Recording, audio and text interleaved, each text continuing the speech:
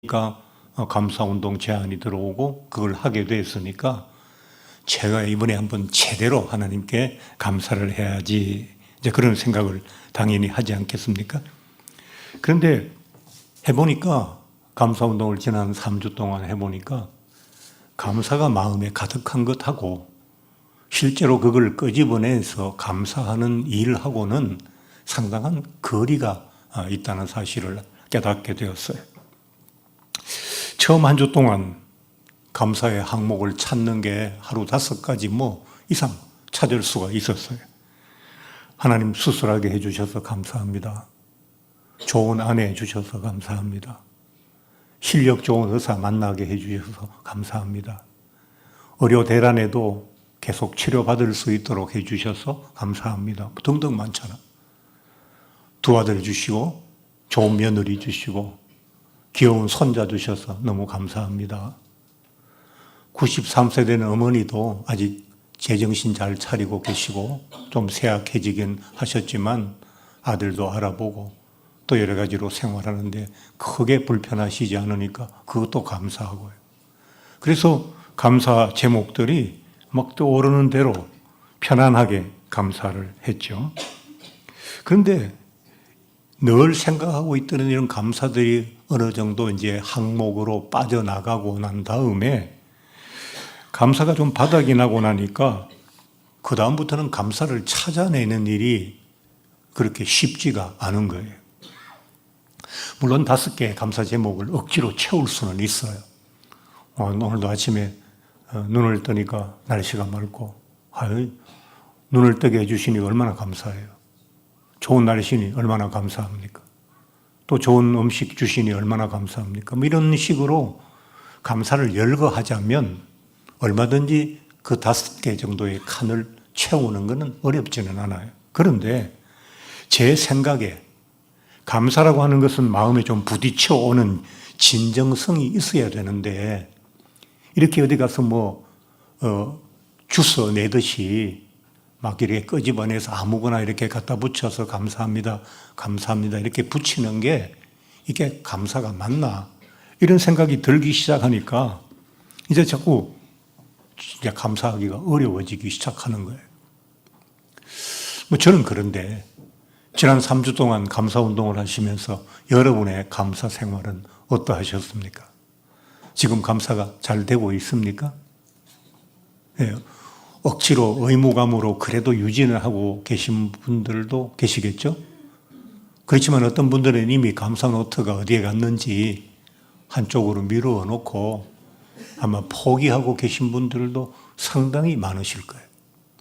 제가 이제 그 감사가 어렵다는 걸 깨달았기 때문에 오늘 여러분에게 중간 점검을 해드리는 거예요. 제가 여러분의 마음을 다 모르잖아요. 그러나 비슷한 시대에 비슷하게 같이 신앙생활하는 제 마음을 보면서 여러분의 마음을 미루어 짐작할 수 있는 거죠. 예.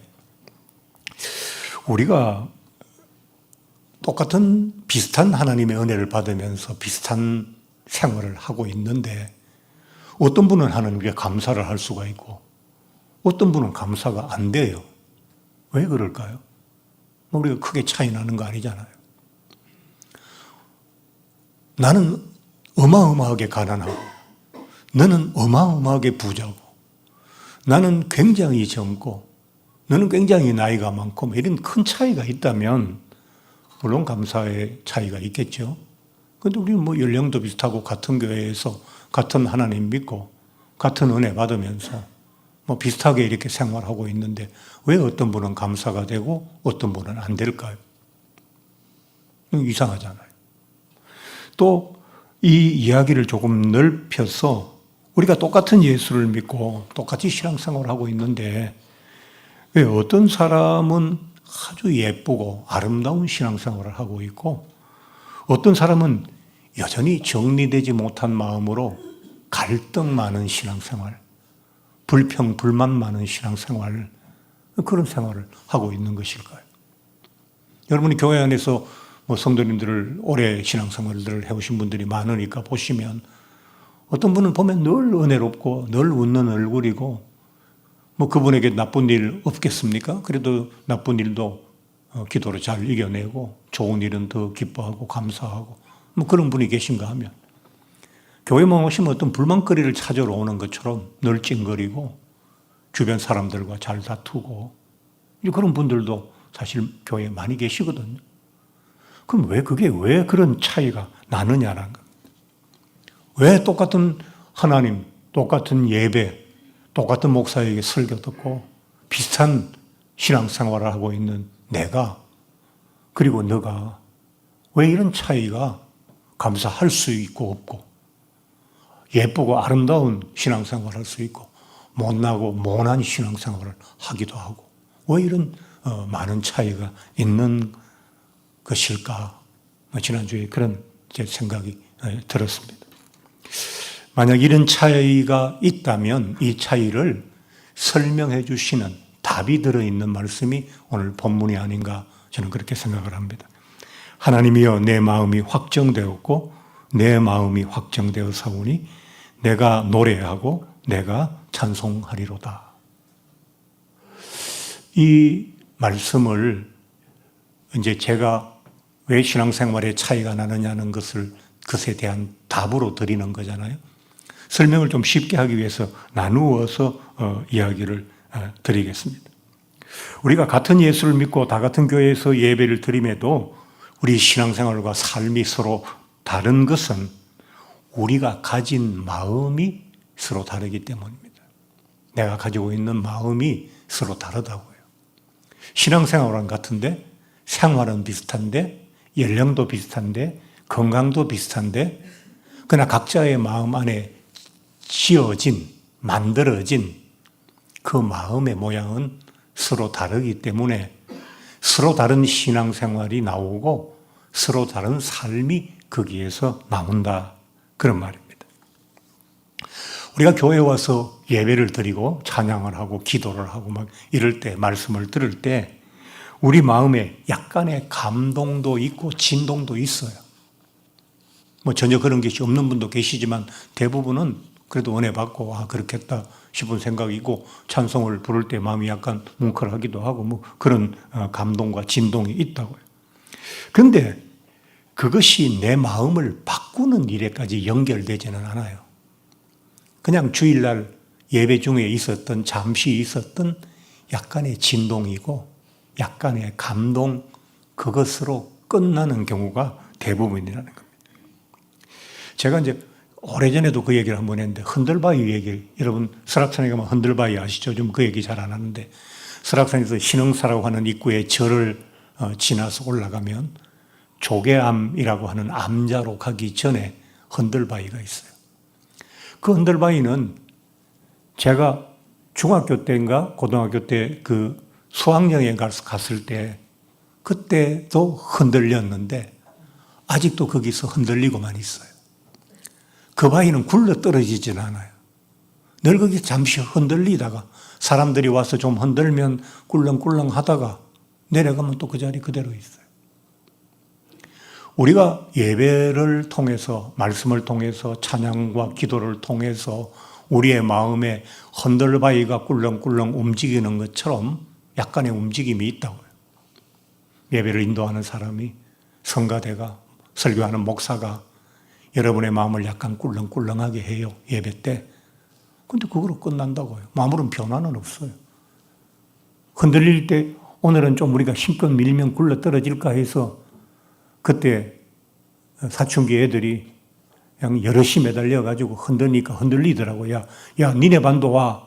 같이 흔들면 떨어질 것 같아. 떨어뜨리고 가자. 열심히 흔들었는데 흔들리기만 할 뿐 떨어지지는 않았습니다. 우리가 신앙생활을 하는 것이 그렇다고요. 우리가 삶의 그 모양이 전혀 다르게 나타나는 이유는 마음이 다른데 그러면 마음이 좀 구조가 나쁜 분들은 좋은 쪽으로 변해 갔으면 좋겠는데 그게 잘 안 된다는 거예요. 주일날 교회에서 약간의 은혜를 받아서 좀 늘어나긴 하지만 당겼다가 놓으면 제자리로 돌아가는 고무줄처럼 우리의 마음은 내가 만들어 놓았던 그 본래의 마음으로 다시 돌아가 버리고, 약간 나를 움직였던 그 감동과 진동은 교회를 떠나 집에 도착하기 전에 이미 다 사라져 버리고, 나는 지난해의 그 마음으로, 지난달의 그 마음으로, 지난주의 그 마음으로 여전히 살아가고 있기 때문에 내게는 아무런 변화가 일어나지 않는다는 거예요. 오히려 오래된 건물이 연수를 더할수록 더 쇠락해지고 추해지고 그리고 허물어져 가는 것처럼 자꾸 나이 들어가고 신앙의 연수가 흘러가면서 신앙생활의 모습이 더 망가지는 분들도 의외로 굉장히 많습니다. 오늘 본문에서 다윗이 자기의 마음을 하나님께 이렇게 고백했어요. 하나님, 내 마음이 확정되었고 확정되었습니다. 다윗은 왜 밑도 끝도 없이 갑자기 하나님 앞에 내 마음이 확정되었다는 이상한, 어떻게 보면 좀 이상하잖아요. 그런 이야기를 왜 하나님께 고백하고 있는 걸까요? 오늘 본문 이제 시편 57장을 성경에서 보시면 본문이 시작되기 전에 57하고 숫자를 적어놓고 그 위에 작은 글씨로 그 시편 57편의 전체 내용이 무엇에 대한 것인지를 설명해 놓은 짧은 글이 있어요. 그걸 표제문이라고 그러는데, 거기에 보면 이 시편 57편은 다윗이 사울에게 쫓길 때, 사울이 다윗을 죽이려고 엄청 노력했는데 그때 그 다윗에게 쫓길 때 지은 시라는 그런 제목이 나와 있어요. 다윗이 사울에게 쫓길 때 그 마음이 어땠을까요? 불안하고 두려웠겠죠? 또 뭐 그것도 1, 2년 쫓기는 게 아니고 참 오랜 세월 쫓기니까 낙심되고 막 절망감이 온 마음을 사로잡았겠죠? 또 그러다 보니 왜 나는 이렇게 살아야 되나 싶고 막 화가 나기도 하고 막 분노가 치밀어 오르기도 했겠죠? 그래서 그는 미움과 원망, 두려움과 불안, 낙심과 절망 같은 하나만 들어있어도 괴롭고 힘든 그 나쁜 단어들을 자기 마음 안에 가득 채워서 지금 살고 있는 거예요. 그런데 갑자기 다윗이 내 마음에 어떤 변화가 일어났다고 지금 이야기를 하는 거예요. 다윗의 마음에 변화가 일어났어요. 일어났는데 그 변화를 다윗은 어떻게 표현했는가 하니까 내 마음이 확정되었습니다. 하나님, 내 마음이 변화되었습니다. 이렇게 말한 게 아니고 내 마음이 확정되었습니다 라고 얘기를 했다고요. 그럼 확정이 뭐냐? 여러분, 확정이라는 뜻을 다 알아요. 확실히 딱 정해놓는 거, 그게 확정이잖아요. 그런데 그 히브리어 단어의 이 확정은 쿤이라는 단어인데 약간 에세이적으로 설명을 하면 이렇게 되어 있어요. 확정은 무엇이고 어떻게 마음이 변화되었느냐 하는 것을 설명해 주는 단어인데, 잘 준비되어서 확실하게 어떤 자리에 고정시켰다, 그런 뜻이에요. 내 마음을 잘 내가 준비해서 어떤 포지션에다가 딱 움직이지 못하고 거기에 딱 있도록 딱 고정시켰다라는 단어가 확정이라는 단어, 쿤이라고 하는 이 단어의 뜻이란 말입니다. 그래서 마음의 확정이라는 말을 요즘식으로 바꾸면 어떤 이야기가 되는가 하니까 내 마음이 새롭게 세팅되었다. 제가 얼마 전에도 왜 그런 얘기 했잖아요. 컴퓨터가 뭐 잘 안 돌아갈 때는 이거 다시 따지우고 초기화해서 다시 재부팅하면 새 컴퓨터가 되잖아요.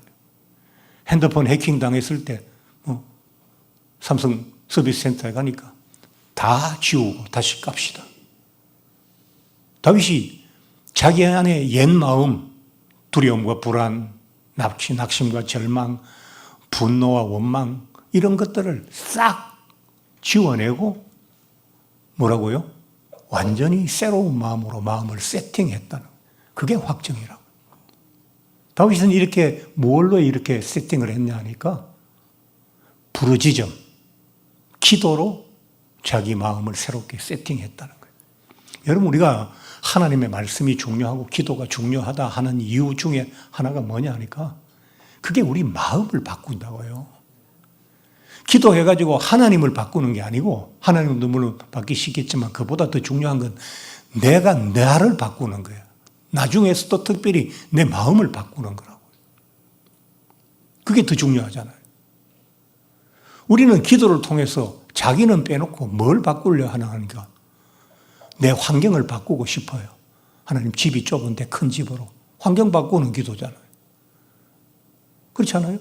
하나님 나 이렇게 복을 안 주시고 이렇게 살게 하셨는데 그 마음 하나님 바꾸셔서 나를 복 주시는 마음으로 하나님 마음 좀 바뀌었으면 좋겠어요. 우리 그런 기도만 하잖아요. 근데 자기 마음은 안 바꿔요. 근데 다윗은 부르짖어서 자기 마음을 바꾼 거예요. 세팅을 새로 한 거예요. 마음을 새롭게 바꾸는 방법은 여러 가지가 있어요. 오늘 뭐 얘기하려는 주제는 아니지만 기도도 있고요. 말씀도 우리의 마음을 새롭게 바꾸는데 굉장히 중요한 역할을 해요. 하나님이 우리 마음을 바꾸실 수 있는 여러 가지 외과적인 물리적인 힘 중에서 어느 것을 사용하셔서 내 마음을 바꾸실지는 우리가 몰라요. 그건 하나님의 선택이니까. 그래서 우리는 말씀도 듣고 기도도 하고 해야 되는 거예요. 근데 그 마음을 바꾸는 것 중에 또 하나가 뭐가 있느냐 하니까 이 세팅이란 굉장히 중요하잖아요. 마음을 바꾼다는 게. 우리가 식당에 가보면 장사가 잘 되는 식당에 가보면 막 손님이 계속 밀리잖아요. 그럼 들어가면 먼저 밥 먹고 금방 나간 사람들 막 그 식탁 위에 그 막 어지럽게 먹은 그릇들이 막 쫙 깔려 있잖아요.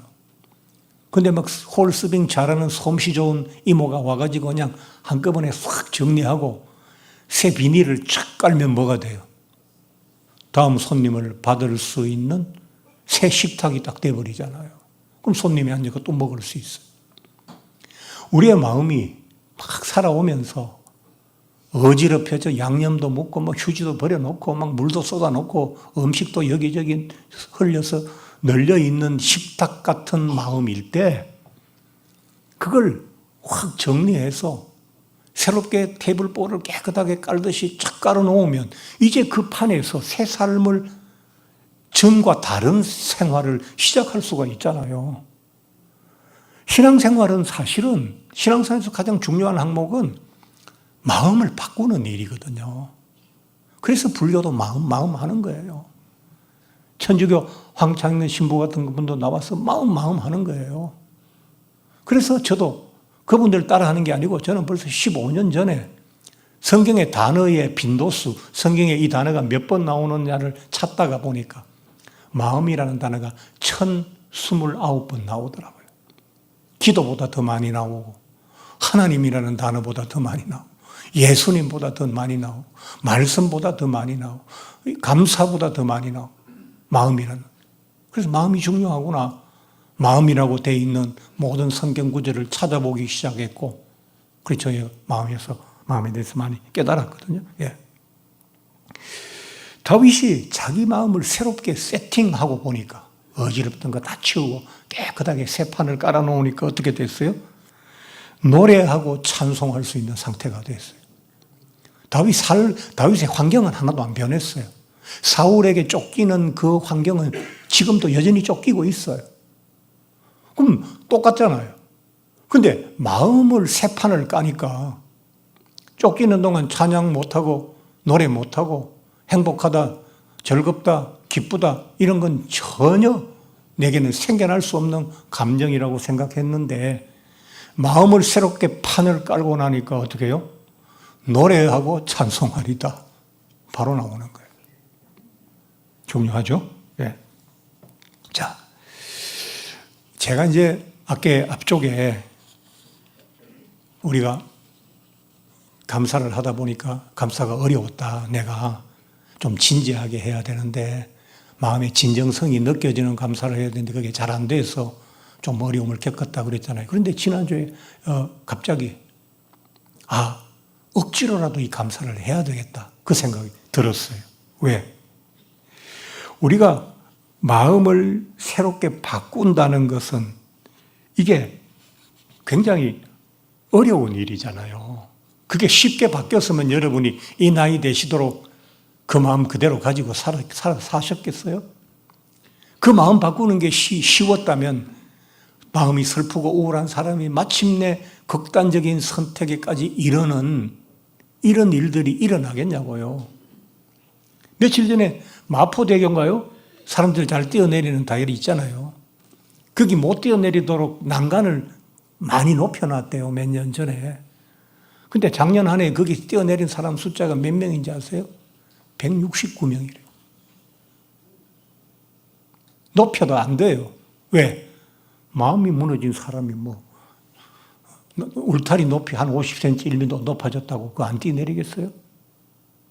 그러니까 이 마음을 새롭게 세팅해야 되는데 우리가 어떤 걸 바꾼다는 것은 꾸준하게 지속적으로 어떤 노력을 해야지 그걸 바꿀 수가 있는 거예요.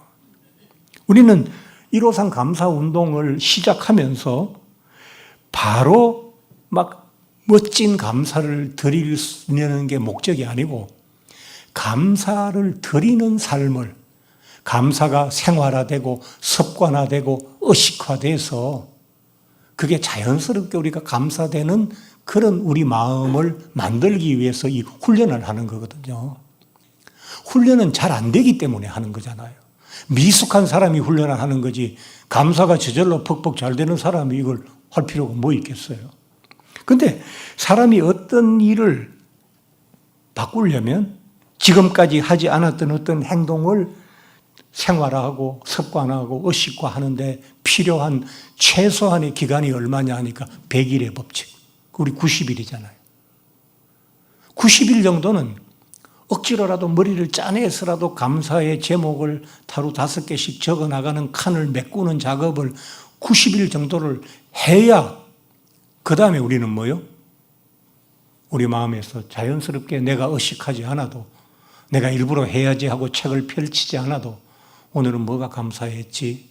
라고 자연스럽게 생각할 수 있는 우리로 우리가 바뀌게 된다는 거예요.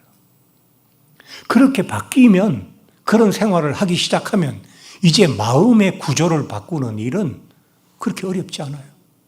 그렇게 하루하루 별 생각 없이 이래 쭉 편안하게 살다 보면 어느새 바뀌어져 있는 내 마음을 발견하게 돼요. 제가 3주 했잖아요. 근데 제게 변화가 일어났어요. 지난 3주 동안 저는 화를 낸 적이 한 번도 없고 짜증을 낸 적이 한 번도 없어요. 제가 요 근자에 짜증을 좀 자주 냈거든요. 왜냐하니까 몸에 체력이 안 따라주니까 차를 타고 조금만 일에 나갔다 와도 그게 굉장히 막 엄청난 피로를 줘요. 그리고 이 약의 부작용 중에 불면증이 있기 때문에 조금만 잘못하면 밤에 잠을 잘 못 자요. 몸이 굉장히 좋아서 막 정상적이라서 막 어떤 날은 10km를 걸어요. 근데 그 다음날 일어나면 완전히 두들겨 맞은 것처럼 다운이 돼요. 그러니까 불규칙해요. 이러니까 저는 과거에 투석하고 이럴 때도 그렇게 몸이 힘들게 살지는 않았거든요. 타고난 건강 체질이라서 그때도 할 일 다 하고 먹을 거 다 먹고 교회 일 다 하면서 그렇게 잘 버텼는데 몸이 내 생각처럼 안 따라주니까 자꾸 짜증이 나는 거예요. 근데 지난 3주 동안 그게 한 번도 없었어요. 그래서 제가 지금 목표가 90일 마칠 때까지 내 인생 최고의 기록. 경상도 남자가 석 달 동안 짜증 한 번 안 내고 산다는 거 기적입니다. 치아라 막 하고 그러잖아요. 시부리 쌌네 그러잖아요. 그런데 그걸 석 달 동안 안 한다고 생각해 보세요. 그게 기적이에요. 무리를 걷는 게 기적이 아니고요. 복권에 맞는 게 기적이 아니고요. 내가 바뀌는 게 기적입니다. 그래서 저는 여러분에게 강력히 권고를 드립니다. 이제 3주 지났어요. 가다가 중지하면 아니한만 못한 일이 아니고 가다가 중지하면 그래서 다시 시작하면 간 것만큼 유익이잖아요. 지금은 멋있고 뿌듯한 감사를 드리기에 미숙하지만 이 감사하는 일이 우리에게 생활화되고 나면 그때 여러분의 감사는 점점 더 멋있어질 거예요. 그리고 마침내 그 감사가 범사의 감사라는 경지에 이르게 될 때 여러분의 삶에 어마어마한 변화가 일어날 것이고 기적도 가능할 것입니다. 그리고 그 90일 후에는 여러분이 노트를 쓰시지 않더라도 평온하게 자연스럽게 감사가 일어나면서 오늘의 내 삶에 주어졌던 많은 나쁜 일들을 그 감사가 잡아먹을 거예요. 여러분, 우리 몸 안에 그런 얘기 여러분 많이 들어보셨죠? 한 번만 크게 웃으면 내추럴 킬러 세포, 그런 그 암세포를 잡아먹는 가장 강력한 세포잖아요. 우리 몸에 하루에 6개, 7개 정도의 암세포가 자연 발생해요. 그게 돌아다니다가 어디에 탁 붙으면 이제 암은 시작되는 거잖아요. 그런데 한번 즐겁게 웃으면 그 내추럴 킬러 세포가 그 암세포를 다 잡아먹어버린다. 여러분의 삶에 왜 나쁜 일이 앞으로도 없겠어요? 기분 나쁜 일 날마다 일어날 수 있어요. 그런데 감사가 하루에 5개 이상 있는 사람이 하루에 5개 이상의 나쁜 일을 잡아먹잖아요. 잡아먹을 수 있잖아요. 나쁜 일이 안 일어난다는 게 아니라 감사하면 하나님이 기적이 나타나서 나쁜 일이 안 일어난다는 말이 아니라 나쁜 일을 내 감사가 다 잡아먹어서 내 마음은 죄로 평온해요. 그럼 얼마나 좋겠어요. 요즘 같은 시기에.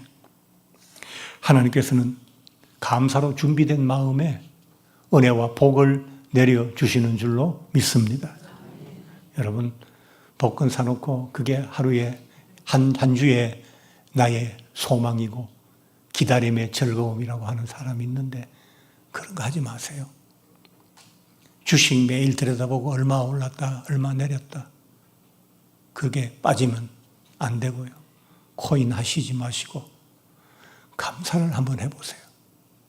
쓸데없는 걸로 인생을 바꾸려고 하지 마시고 확실하게 보장된 것으로 여러분의 인생을 바꾸시면 좋을 것 같아요. 우리가 성실히 지속적으로 감사하면 하나님께서는 우리가 드렸던 감사와 비교할 수 없는 은혜를 그리고 축복을 저와 여러분에게 내려주실 줄로 믿습니다. 그런 여러분들이 되시기를 주님의 이름으로 축복합니다.